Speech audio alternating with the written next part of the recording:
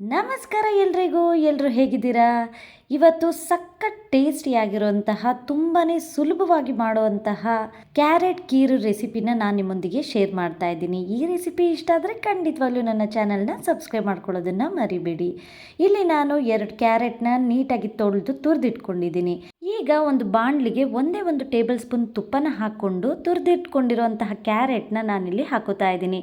ಈಗ ಇದನ್ನ ಲೋ ಫ್ಲೇಮ್ನಲ್ಲೇ 3 ರಿಂದ 4 ನಿಮಿಷ ಕ್ಯಾರೆಟ್ ಸ್ವಲ್ಪ ಸಾಫ್ಟ್ ಆಗೋ ತನಕ ಚೆನ್ನಾಗಿ ಫ್ರೈ ಮಾಡ್ಕೊಳ್ತಾ ಹೋಗಿ.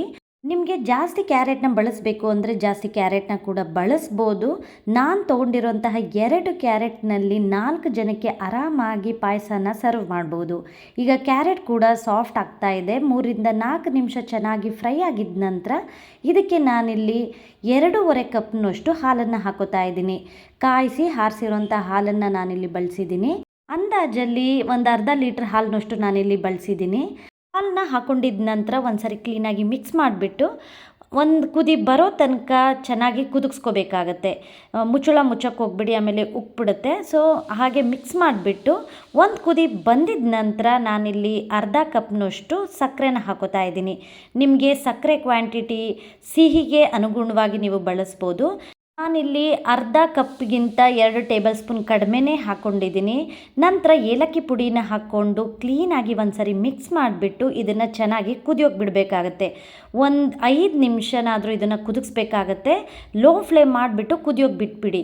ಈಗ ಒಂದು ಬಟ್ಲಿಗೆ 2.5 ಟೇಬಲ್ ಸ್ಪೂನ್ನಷ್ಟು ಕಸ್ಟರ್ಡ್ ಪೌಡರ್ನ ಹಾಕೋತಾ ಇದ್ದೀನಿ.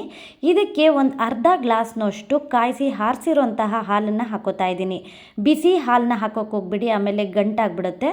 ಆರಿರುವಂತಹ ಹಾಲನ್ನು ಹಾಕ್ಕೊಂಡು ಕ್ಲೀನಾಗಿ ಒಂದ್ಸರಿ ಮಿಕ್ಸ್ ಮಾಡಿಕೊಂಡು ಇದನ್ನು ಬೇಯ್ತಾ ಇರುವಂತಹ ಪಾಯಸಕ್ಕೆ ಬಳಸಬೇಕಾಗತ್ತೆ. ಕಸ್ಟರ್ಡ್ ಪೌಡರ್ ಹಾಕೋದ್ರಿಂದ ಒಳ್ಳೆ ಟೇಸ್ಟ್ ಕೂಡ ಬರುತ್ತೆ ಮತ್ತು ಪಾಯಸ ಸ್ವಲ್ಪ ಗಟ್ಟಿನೂ ಕೂಡ ಬರುತ್ತೆ. ಈಗ ಒಂದ್ಸರಿ ಚೆನ್ನಾಗಿ ಮಿಕ್ಸ್ ಮಾಡಿಬಿಟ್ಟು ಸ್ವಲ್ಪನೇ ಹಾಕ್ಕೊಂಡು ಇದನ್ನು ತಿರುಗಿಸ್ತಾನೇ ಇರಬೇಕಾಗತ್ತೆ, ಇಲ್ಲಾಂದರೆ ಗಂಟು ಬಿದ್ದುಬಿಡುತ್ತೆ. ಕಸ್ಟರ್ಡ್ ಪೌಡರ್ನ ಹಾಕ್ಕೊಂಡು ಕ್ಲೀನಾಗಿ ಮಿಕ್ಸ್ ಮಾಡ್ಕೊಳ್ತಾನೆ ಹೋಗಿ, ಎಲ್ಲೂ ನಿಲ್ಲಿಸ್ಬೇಡಿ. 1-2 ನಿಮಿಷನಾದರೂ ಈ ರೀತಿ ನೀವು ಮಿಕ್ಸ್ ಮಾಡ್ಕೊಳ್ತಾನೆ ಇರಬೇಕಾಗತ್ತೆ. ನೋಡ್ತಾ ಇರ್ಬೋದು, ಪಾಯಸ ಗಟ್ಟಿನೂ ಕೂಡ ಆಗ್ತಾ ಇದೆ ಮತ್ತು ಟೇಸ್ಟ್ ಮಾತ್ರ ಅದ್ಭುತವಾಗಿರುತ್ತೆ. ಬಹಳ ಸಿಂಪಲ್ಲಾಗಿ ಮಾಡ್ಕೋಬೋದು. ಹೊಸ ವರ್ಷ ಬಂತು, ಇನ್ನೇನು ಹಬ್ಬಗಳು ಶುರುವಾಗ್ತಾ ಇದೆ. ಹಬ್ಬಗಳಲ್ಲಿ ಗೆಸ್ಟ್ಗಳು ಸಡನ್ನಾಗಿ ಮನೆಗೆ ಬಂದಾಗ ಅಥವಾ ಸಿಹಿ ತಿನ್ನಬೇಕು ಅಂತ ಅನ್ನಿಸ್ದಾಗ ತುಂಬ ಸಿಂಪಲ್ಲಾಗಿ ಈ ಪಾಯಸನ ಮಾಡ್ಕೋಬೋದು. 10 ನಿಮಿಷದಲ್ಲಿ ಆರಾಮಾಗಿ ಪಾಯಸ ರೆಡಿಯಾಗಿ ಹೋಗುತ್ತೆ. ತುಂಬ ಕುದಿಸೋಕೆ ಹೋಗಬೇಡಿ, ಆಮೇಲೆ ತಣ್ಣಗಾಗಿದ ನಂತರ ಕೂಡ ಮತ್ತೆ ಗಟ್ಟಿ ಆಗುತ್ತೆ. ಈಗ ಇದಕ್ಕೆ ತುಪ್ಪದಲ್ಲಿ ಹುರಿದಿರೋಂತಹ ಗೋಡಂಬಿ ಮತ್ತು ದ್ರಾಕ್ಷಿನ ಹಾಕ್ಕೊಂಡು ಮಿಕ್ಸ್ ಮಾಡಿಕೊಂಡ್ರೆ ಸಖತ್ ಟೇಸ್ಟಿಯಾಗಿರೋಂತಹ ಕ್ಯಾರೆಟ್ ಪಾಯಸ ರೆಡಿಯಾಗುತ್ತೆ. ನೀವು ಕೂಡ ಒಂದು ಸಾರಿ ಟ್ರೈ ಮಾಡಿ ಹೇಗೆ ಬಂತು ಅಂತ ಕಮೆಂಟ್ನಲ್ಲಿ ತಿಳಿಸಿ.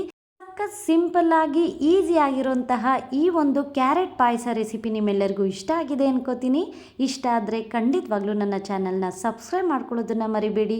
ಹಾಗೆ ಫ್ಯಾಮಿಲಿ ಮತ್ತು ಫ್ರೆಂಡ್ಸ್ಗೆ ಶೇರ್ ಮಾಡೋದನ್ನು ಮರಿಬೇಡಿ. ಮುಂದೆ ಇದೇ ರೀತಿ ಸಿಂಪಲ್ ಆಗಿರುವಂತಹ ರೆಸಿಪಿಯೊಂದಿಗೆ ನಿಮ್ಮನ್ನು ಭೇಟಿ ಆಗ್ತೀನಿ. ಅಲ್ಲಿವರೆಗೂ thank you for watching my video. Take care. Bye.